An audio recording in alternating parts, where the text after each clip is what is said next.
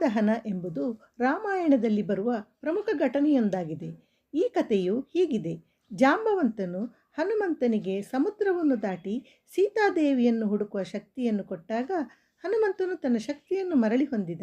ಅವನು ಸಮುದ್ರವನ್ನು ದಾಟಿ ಲಂಕೆಯ ದಾರಿ ಹಿಡಿದನು. ಅಲ್ಲಿ ರಾವಣನ ಸೋದರಿ ಶೂರ್ಪನಖಿ ಲಂಕೆಯ ಗಡಿಯ ಮೇಲೆ ಬಂದು ಲಂಕಾನಾಗವಲ್ಲಿನ ಅಲಂಕಾರದ ರೂಪದಲ್ಲಿ ನಿಂತಿದ್ದು ಅವನಿಗೆ ತಡೆ ಹಾಕಿದಳು.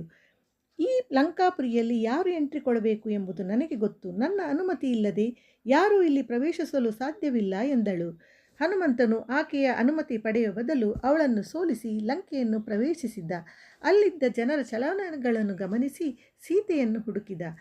ತನ್ನ ರಾಕ್ಷಸಿ ರೂಪವನ್ನು ಬದಲಾಯಿಸಿ ಲಂಕಾನಗರದಲ್ಲಿ ವ್ಯಾಪಕವಾಗಿ ಪ್ರವೇಶಿಸಿದ.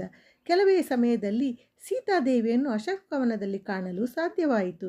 ಅವಳು ರಾಮನ ಕಥೆಗಳನ್ನು ಮತ್ತು ತನ್ನ ವರ್ತಮಾನವನ್ನು ಹನುಮಂತನಿಗೆ ವಿವರಿಸಿದಳು. ಹನುಮಂತನು ಸೀತೆಯನ್ನು ನೋಡಿದ ನಂತರ ಲಂಕೆಯ ರಾಜನಾದ ರಾವಣನನ್ನು ಬೆನ್ನಟ್ಟಿದ. ಅಲ್ಲಿ ಅವನು ರಾವಣನ ರಾಜ್ಯಭವನವನ್ನು ನೋಡಿದ. ಅಲ್ಲಿದ್ದ ಎಲ್ಲ ಐಶ್ವರ್ಯವನ್ನು ಕಂಡು ಬೆರಗಾದ.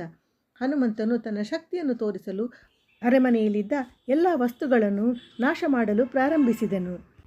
ರಾವಣನಿಗೆ ಕೋಪ ಬಂದು ಹನುಮಂತನಿಗೆ ಶಿಕ್ಷೆ ಕೊಡಲು ಯೋಚಿಸಿ ರಾವಣನು ಅವನ ಬಾಲಕ್ಕೆ ಬೆಂಕಿ ಹಚ್ಚಲು ಆಜ್ಞೆ ನೀಡಿದ.